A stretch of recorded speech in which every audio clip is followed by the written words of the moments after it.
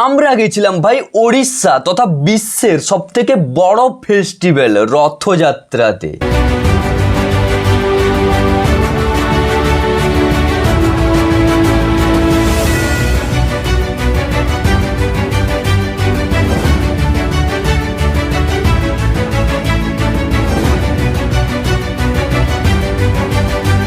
এবার ভাই লক্ষ লক্ষ মানুষের ভিড়ে আমাদের শুধু একটাই টার্গেট ছিল, কালিয়ার দর্শন তো করতেই হবে। শুনেছিলাম নাকি ভাই প্রচুর মানুষ আসেন দুনিয়ার বিভিন্ন প্রান্ত থেকে এই ফেস্টিভ্যালে, কিন্তু ভাই গিয়ে যখন দেখলাম ভাই এত মানুষ, দেখতে পাচ্ছেন রথ টানা শুরু হয়ে গেছে, এখনো অবধি আমরা পৌঁছতে পারিনি, ভিড়ের লাইনে পড়ে আছি।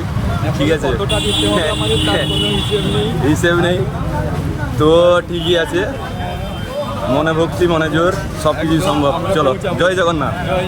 উল্টো রথের দিন আমি আর আমার 3 জন বন্ধু মিলে বেরিয়ে পড়ি আমরা পুরীর উদ্দেশ্যে। এবার সমস্যা ভাই একটা নয় ভাই, অনেকগুলোই ছিল। না আমাদের কাছে ট্রেনের কোনো রিজার্ভেশন ছিল, না আমাদের কাছে এনাফ টাকা ছিল, না আগে থেকে আমরা কোনো হোটেল বুক করে রেখেছিলাম। কিন্তু ভাই মনে একটাই জোর ছিল, সে সবু দেখুচন্তি, কিছু না কিছু রাস্তা তো বার কি দবন। এবার ভাই ওড়িশা যেতে ভালো লাগে তার আরো একটা কারণ হচ্ছে আমি ওড়িয়া বুঝতেও পারি আর মোটামুটি বলতেও পারি, তাই ওখানে গেলে ওখানকার মানুষের সঙ্গে কমিউনিকেশন করতে আমার কোনো অসুবিধেই হয় না। এবার তোমরা অনেকেই ভাবছো আমার বাড়ি তাহলে ওড়িশা। না ভাই ওড়িশা নয়, আমার বাড়ি বেঙ্গলেই, বাট আমি থাকি ওড়িশা বর্ডারের একদম পাশেই ভাই। যাই হোক আমরা ঠিক করলাম রিজার্ভেশন নেই তো কি হয়েছে, আমরা জেনারেলেই যাব। তাই আমরা পৌঁছে গেলাম আমাদের পাশাপাশি স্টেশন বেলদা স্টেশনে। তারপর ভাই ওখানে গিয়ে তো আমি আরো অবাক, মানে ভাই শুধুই বেলদা স্টেশনে যতজন মানুষ ছিল ওরাই যদি শুধু জেনারেলে ওঠে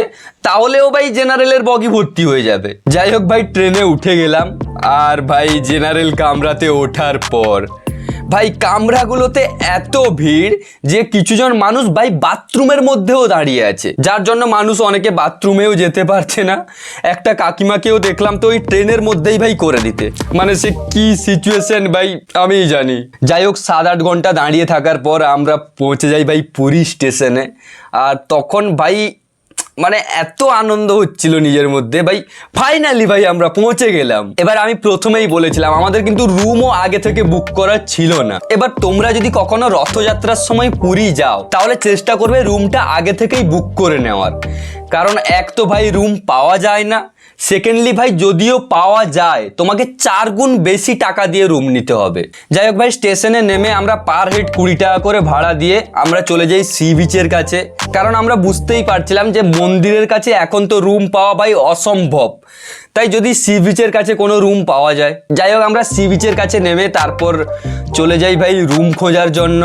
তারপর ভাই রুম খোঁজা শুরু, মানে ভাই যত হোটেলে যাচ্ছি না ভাই অ্যাভেলেবেল নেই, এরকম ভাই 15-16টা হোটেল দেখার পরে ফাইনালি ভাই আমরা একটা জায়গায় একটা রুম পেলাম। ওই রুম হিসেবে যেমন ভাড়া হওয়া উচিত তার থেকে ভাই 4-5 গুণ তো বেশি ভাড়া বললো ভাই। কিন্তু তখন আর ভাই আমাদের কিছু করার ছিল না, কারণ তখন আরও রুম খোঁজার ইচ্ছে বা শক্তি কোনোটাই ভাই শরীরের মধ্যে ছিল না, কারণ সারা রাত আমরা ভাই ট্রেনে দাঁড়িয়ে গেছি।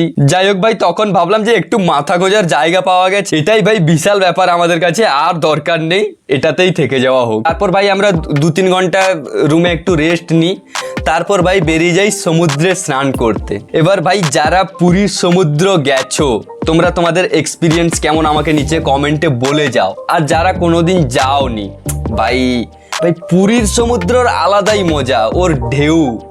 দীঘার জল যেমন অনেকটাই ভাই অপরিষ্কার, কিন্তু পুরীর সমুদ্রের জল ভাই পুরো পরিষ্কার ভাই। আর ঢেউ ভাই সে কি বড় বড় ঢেউ আসছে ভাই, মজাটাই আলাদা ভাই।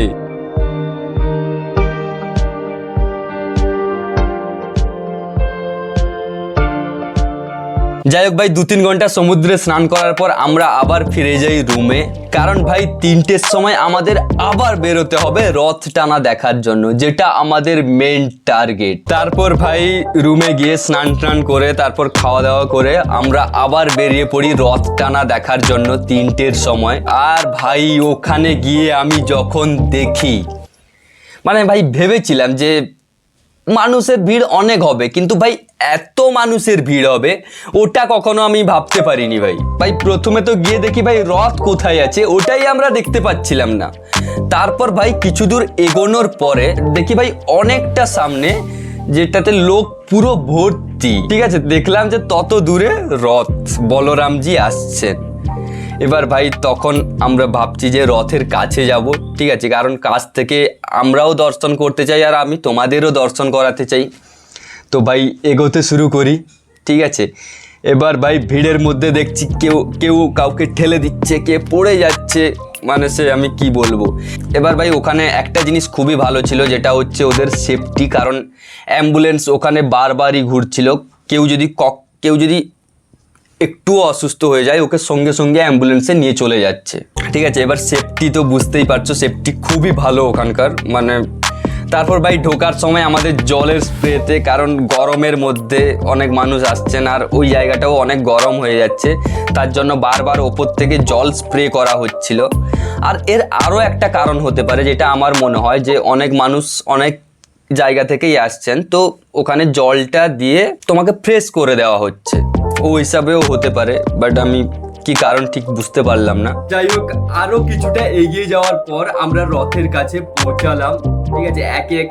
একে একে করে সবাই আসতে থাকলেন। প্রথমে এলেন বলভদ্র, তারপর এলেন সুভদ্রা, তারপর শেষে এলেন জগন্নাথ। এবার ভাই এত ভিড়ের মধ্যেও এত পাশ থেকে আমি এনাদের দর্শন করতে পারলাম, মানে এটাই আমার কাছে সব থেকে বড় ব্যাপার ভাই। মানে আমার যাওয়াটা ভাই পুরো সার্থক হয়ে গেছিল ওখানেই ভাই। যখনই এক একজন পেরিয়ে যাচ্ছেন ভাই, জুতো কত পড়ে আছে তার কোনো হিসেব নেই। আবার এমনটা নয় যে ওইগুলো আগে থেকে পড়ে আছে, প্রতিবার এক একজন যাওয়ার পর ওইগুলো কিন্তু ক্লিয়ার করে দেওয়া হচ্ছে, তারপরেও ভাই আবার ভর্তি হয়ে যাচ্ছে। মানে কত মানুষের জুতো ছিঁড়ে থেকে যাচ্ছে তার কোনো হিসেব নেই ভাই। যাই হোক, ভালোই দর্শন করে আমরা আবার রুমে ফিরে আসি। তো ভাই আজকের জন্য এইটুকুই। যদি ভিডিওটা তোমাদের ভালো লেগে থাকে তো লাইক, কমেন্ট আর শেয়ার তো তোমাদের করতেই হবে। তো ভাই দেখা হচ্ছে আবার একটা নতুন ভিডিওর সঙ্গে। জয় জগন্নাথ।